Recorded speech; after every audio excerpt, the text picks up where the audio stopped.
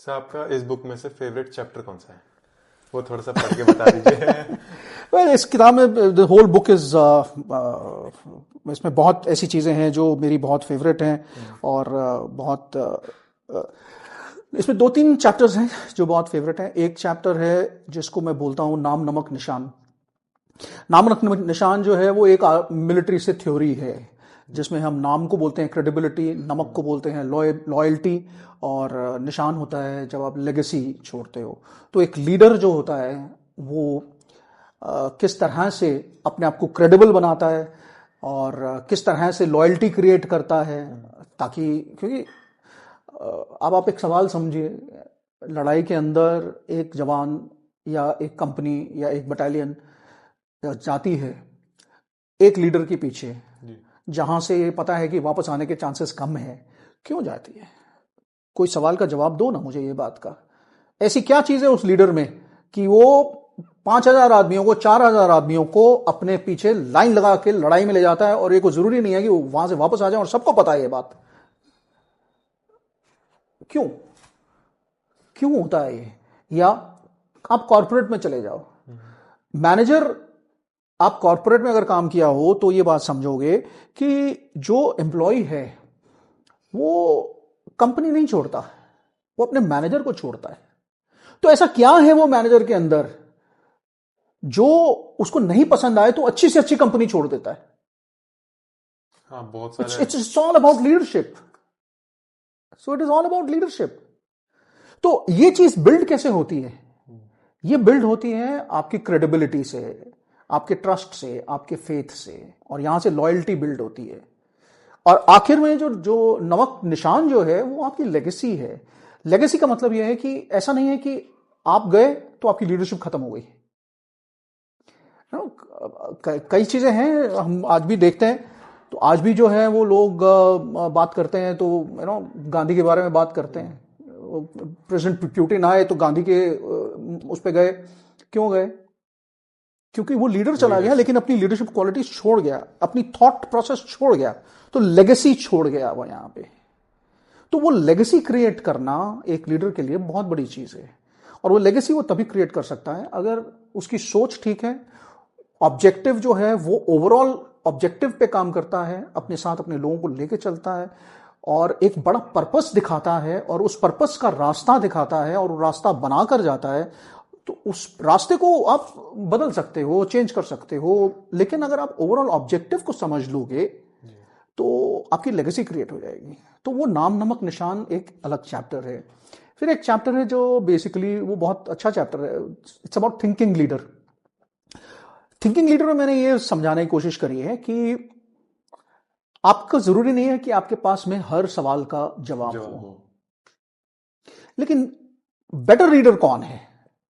Better leader ये है जो वो सवाल पूछे जो बाकी नहीं पूछते। कुछ अलग सवाल पूछना और वो सवाल पूछना जो बाकी नहीं पूछ रहे, इसका मतलब है आप सोच रहे हो। देखिए, आपके पास कोई प्रॉब्लम होगी तो आप वो सवाल पूछ रहे हो जो सब पूछ रहे हैं, है ना? लेकिन अगर आप एक प्रॉब्लम को एनालाइज कर रहे हो और एनालाइज करके आप उसके अंदर घुस गए हो, तो आप वो सवाल पूछोगे जो बाकी नहीं पूछ रहे। तो अगर आपके दिमाग में ऐसे सवाल हैं, then you are definitely a better leader, because you will find a better solution to the problem. तो वो एक चैप्टर है जिसको मैंने बोला है एक थिंकिंग लीडर। Thinking leader. तो थिंकिंग लीडर का मतलब यही है कि अब जितनी बड़ी बड़ी कंपनियां बनी, जैसे मेरी अपनी कंपनी है, मेरी कंपनी में जब आईटी कंपनीज बनी थी तो उस टाइम पे ये सोच थी कि नए कंप्यूटर्स आए हैं, उस टाइम पे सबने ये सोचा कि हम बेसिकली आईटी सर्विस कंपनीज बना देंगे। आईटी सर्विस कंपनीज का मतलब है कि हम सर्विसेज देंगे।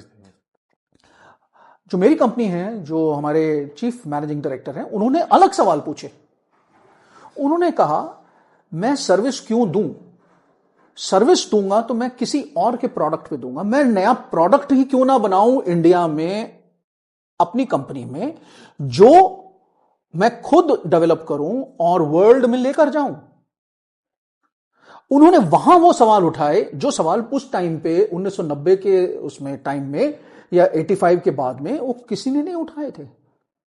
उन्होंने ये सवाल उठाया कि भाई आपका सॉफ्टवेयर जो है, सारे सॉफ्टवेयर आपके अंग्रेजी में बन रहे हैं, आधा हिंदुस्तान अगर हिंदी में काम करता है, तो क्या मैं इस सॉफ्टवेयर को क्या मैं हिंदी में डेवलप करूं, उसको कैसे डेवलप करूं? अब ये सवाल है ना, अब ये अलग सवाल हो गया।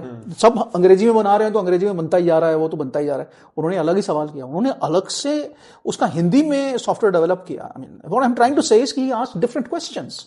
तो जब आप डिफरेंट सवाल पूछोगे तो आप सोच रहे हो, इसका मतलब यू आर थिंकिंग लीडर। तो लीडर वही है जो सोचता है, जो वो सवाल पूछता है जो बाकी सवाल लोग नहीं पूछते। बाकी और बहुत चैप्टर्स हैं इसमें। आपकी टीम अगर टूटी हुई है तो उसको किस तरह से लीड करना है, डिसफंक्शनल टीम को कैसे लीड करना है, कैसे करेंगे। जैसे अगर आपकी टीम टूटी हुई है, आपसे रिजल्ट्स नहीं आ रहे हैं, आपको लग रहा है कि आप मेहनत ही करते जा रहे हो लेकिन उसकी आउटकम नहीं मिल रही है, तो वहां लीडरशिप का क्या काम है? वो लीडरशिप कैसे आपको दिखानी है ताकि वो डिसफंक्शनल टीम को आपको कैसे हैंडल करना है। लीडरशिप है वो आपके रैंक से या आपके डेजिग्नेशन से या आपका वाइस प्रेसिडेंट होने से आप लीडर नहीं बनते हो। डिसीजन मेकिंग, आप लीडर बनते हो जब आप ग्राउंड के ऊपर जाके, जैसे मैंने आपको पहले एक एपिसोड में बताया कि आपकी सिखलाई वो है अगर आप अपने लोगों के साथ वही करो जो आप उनसे चाहते हो करवाना। You have to live that life. तो अगर आप वैसी जिंदगी जीते हो तो लीडरशिप जो है ऑटोमेटिकली क्वालिटीज आपके अंदर आती हैं। आप ये सोचो कि मैं कंपनी में मेरे को हायर कर लिया वाइस प्रेसिडेंट तो मैं सब मेरी बात मानेंगे, नहीं होगा ऐसा, कोई जरूरी नहीं है। इज्जत करेंगे ठीक है क्योंकि वाइस प्रेसिडेंट साहब हैं तो इज्जत करेंगे। The leadership does not flow from your rank और from your designation, the leadership flows from your qualities of being a leader, right? तो इसमें there are many chapters. I think it's a good understanding किताब में है in terms of this thing. Thinking leader मैंने आपको बताया। Office politics के बारे में मैंने इसमें एक अलग चैप्टर लिखा है, पूरी ऑफिस पॉलिटिक्स। अब लोग हमेशा समझते हैं कि ऑफिस पॉलिटिक्स जो है वो बुरी चीज है। पॉलिटिक्स नहीं होनी चाहिए ऑफिस में। जब तक इंसान है पॉलिटिक्स रहेगी। पॉलिटिक्स तो हर फील्ड में रहेगा, तो ऑफिस में भी रहेगा। तो मैंने इस चैप्टर को टैकल कैसे किया है, मैंने इस चैप्टर का नाम दिया है पावर गेम्स। अभी इसमें क्या है कि पॉलिटिक्स के होते हुए उनको किस तरह से आपको यूज करना है ताकि आप उसका एडवांटेज लेके आप ओवरऑल ऑब्जेक्टिव को अचीव करो। दो रास्ते हैं, आप जा रहे हैं, सामने एक पहाड़ आ गया, अब दो रास्ते हैं। या तो आप खोदते रहें पहाड़ को, लगा दे जिंदगी अपनी, तब जाके पार करेंगे, जब कटेगा, या फिर एक ऑल्टरनेट कोई रास्ता निकालें तब आप निकलेंगे। यही तरीका है ना पहाड़ पर, मतलब उस ऑब्स्टेकल को क्रॉस करने का। तो ऑफिस पॉलिटिक्स एक ऑब्स्टेकल है आपके लिए। अब आपका है कि आप रोते रहें, यहाँ तो पॉलिटिक्स होता है तो हर एम्प्लॉय करता है, यहाँ तो पॉलिटिक्स होता है, यहाँ तो फेवरेटिज्म होता है, और यहाँ हमारे साथ ऐसे होता है, उसके साथ वैसा नहीं। अब आप रोते रहिए, उसकी सुनते हैं हमारी नहीं सुनते हैं, आप रोते रहिए कंपनीज में। आपको इसकी स्ट्रेंथ, इसको आप स्ट्रेंथ कैसे बनाएंगे? How will you make this is your strength? That is there in this book. And आप किस तरह से काम करेंगे? So there are many chapters in this book which I feel this is more of a field book और a play book for people to read. और इसकी जो रीडरशिप है, मेरे पास आई हैव गॉट वंडरफुल, मेरे पास में जो रिव्यूज आए हैं इसके, वो अलग अलग लेवल्स से रिव्यूज हैं। जो मैनेजर, फर्स्ट टाइम मैनेजर हैं, या जो मिडिल लेवल हैं, जो CXO हैं, उस लेवल से भी रिव्यूज आए हैं। सो इसका मतलब ये है कि there are lot of people who are reading this kind of book. Sir आपका फेवरेट कोट कौन सा है बुक में से? एक्चुअली सिंगल बताना एक। एक्चुअली पूरी किताब ही मेरी कोट्स से शुरू होती है। हर चैप्टर का पहला जो है वो कोट ही है। आई थिंक जो मेरा प्रोलोग है उसका जो पहला कोट है वही सबसे इंपॉर्टेंट कोट है। मैं वो पढ़ के सुनाता हूं।